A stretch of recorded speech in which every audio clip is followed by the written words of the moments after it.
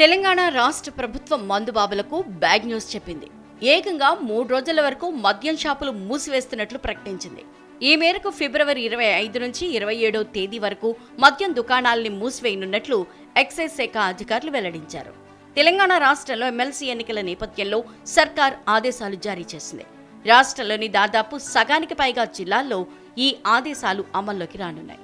Hyderabad city శివారు ప్రాంతాల్లో కూడా లిక్కర్ షాపులు పూర్తిగా బంద్ కానున్నాయి.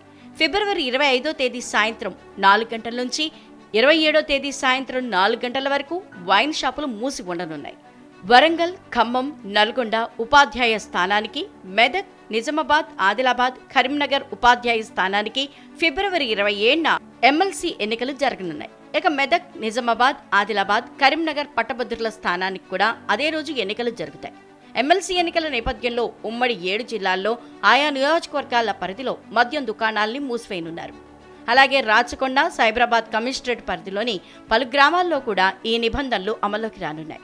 అలాగే యాదాద్రి జిల్లాలో కూడా ఈ నిబంధనలు అమల్లో ఉంటాయి. ఆయా గ్రామాలు ఎన్నికలు జరుగుతున్న నియోజకవర్గాల పరిధిలోకి రావడమే అందుకు కారణం. నిబంధనలు ఉల్లంఘించిన వారిపై చట్టపరమైన చర్యలు తీసుకుంటామని అధికారులు హెచ్చరించారు.